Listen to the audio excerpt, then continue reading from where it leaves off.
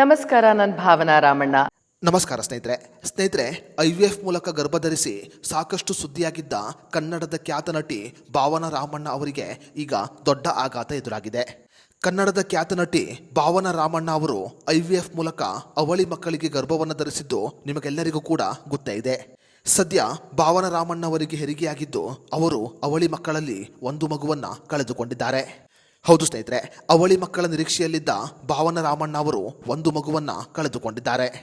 ನಟಿ ಭಾವನಾ ರಾಮಣ್ಣ ಅವರಿಗೆ 2 ವಾರಗಳ ಹಿಂದೆಯೇ ಹೆರಿಗೆಯಾಗಿದ್ದು ಒಂದು ಮಗು ತೀರಿಕೊಂಡಿದೆ. ಇನ್ನೊಂದು ಮಗು ಕ್ಷೇಮವಾಗಿದೆ ಅಂತ ಮಾಧ್ಯಮ ಮೂಲಗಳಿಂದ ತಿಳಿದು ಬಂದಿದೆ.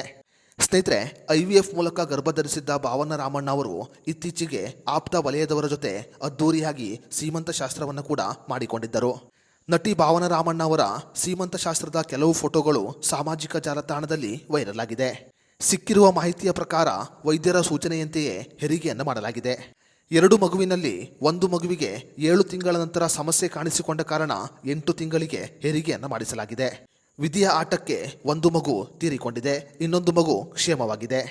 ನಟಿ ಭಾವನಾ ರಾಮಣ್ಣ ಅವರು ಹೆಣ್ಣು ಮಗುವಿಗೆ ಜನ್ಮವನ್ನು ಕೊಟ್ಟಿದ್ದು ಮಗು ಮತ್ತು ತಾಯಿ ಆರೋಗ್ಯವಾಗಿದ್ದಾರೆ. ಅವಳಿ ಮಕ್ಕಳಲ್ಲಿ ಒಂದು ಮಗುವಿಗೆ ಸಮಸ್ಯೆ ಇದ್ದ ಕಾರಣ ವೈದ್ಯರು ಅವಧಿಪೂರ್ವ ಆಪರೇಷನ್ ಮಾಡಿಸಿಕೊಳ್ಳಲು ಸಲಹೆಯನ್ನು ಕೊಟ್ಟಿದ್ದರು. ಈ ಕಾರಣಗಳಿಂದ ಭಾವನಾ ರಾಮಣ್ಣ ಅವರು 2 ತಿಂಗಳ ಹಿಂದೆಯೇ ಮಗುವಿಗೆ ಜನ್ಮವನ್ನು ಕೊಟ್ಟಿದ್ದಾರೆ. ಅವಳಿ ಮಗುವಿನಲ್ಲಿ ಒಂದು ಮಗು ನಿಧನ ಹೊಂದಿದ್ದು ಇನ್ನೊಂದು ಮಗು ಆರೋಗ್ಯವಾಗಿದೆ. ಭಾವನಾ ರಾಮಣ್ಣ ಅವರು ಒಂದು ಮಗುವನ್ನು ಕಳೆದುಕೊಂಡಿರುವುದು ಸದ್ಯ ಅಭಿಮಾನಿಗಳ ಮತ್ತು ಜನರ ಬೇಸರಕ್ಕೆ ಕಾರಣವಾಗಿದೆ.